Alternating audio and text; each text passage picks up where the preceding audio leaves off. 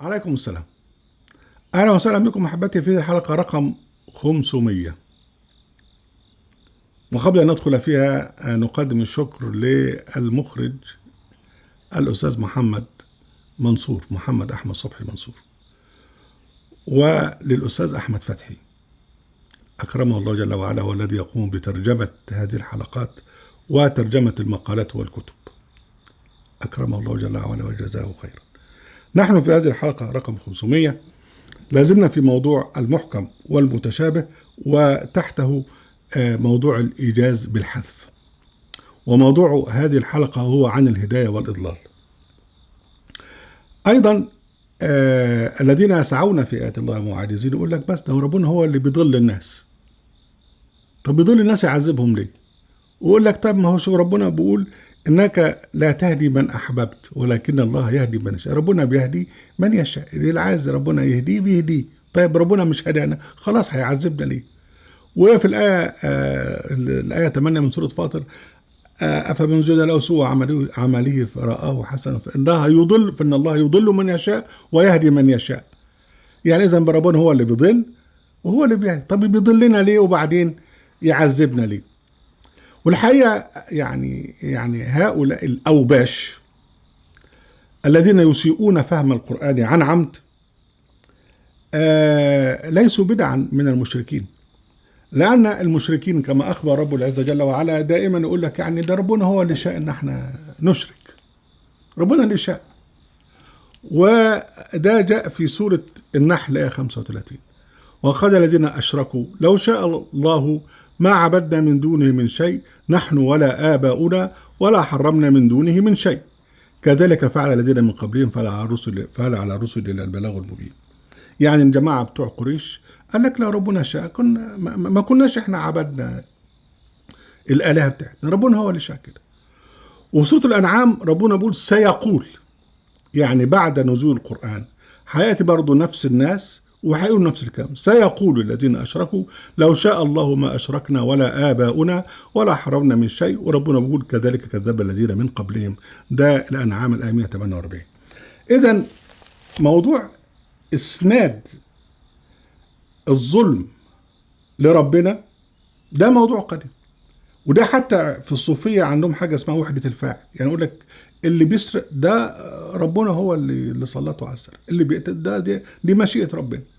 وجماعة الصحابة كانوا في القتل والقتال بتاعهم، سواء في الاحتلال أراضي غيرهم في الاعتداء على القوم الآخرين أو في اقتتالهم في الفتنة الكبرى وغيرها، كانوا يقولوا ده إرادة ربنا. ويمكن احنا بنكتب في هذا الموضوع حاليا في موضوع الخلفاء الفاسقين، موضوع الصلاة. هذا أكبر ظلم لله سبحانه وتعالى. ليه؟ لأن ربنا سبحانه وتعالى أولا قرر حرية الإنسان فيما يشاء، وقل الحق من ربكم فمن شاء فليؤمن ومن شاء فليكفر. ده الآية 29 من سورة الكهف.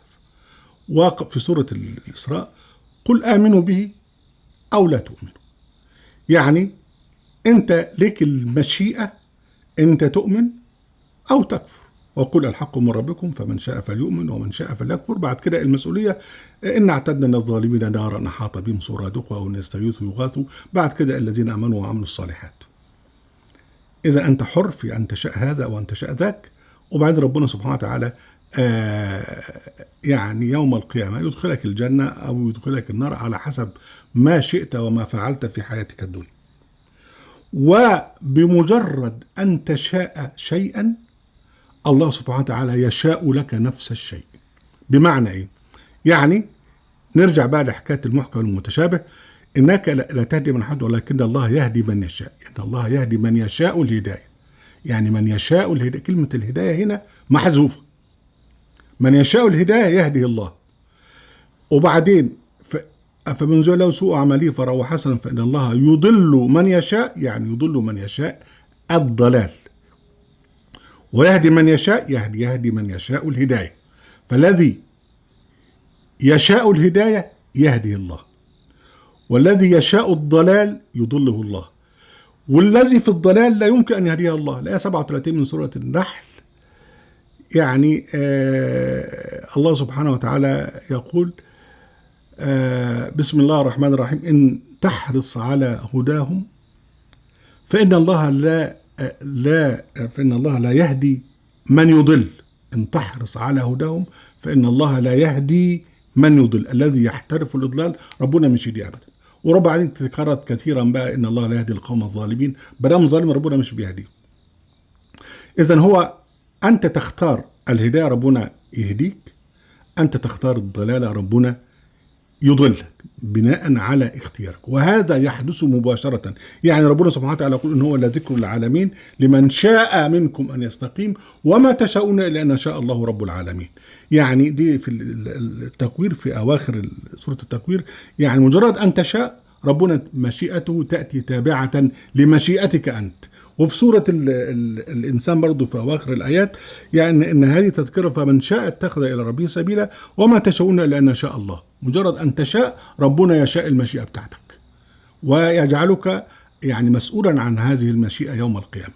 بل أكثر من كده، ده ربنا سبحانه وتعالى إذا شئت الهداية واهتديت ربنا يزيدك هدى، وإذا شئت الضلالة بمزاجك وباختيارك ربنا يزيدك ضلال.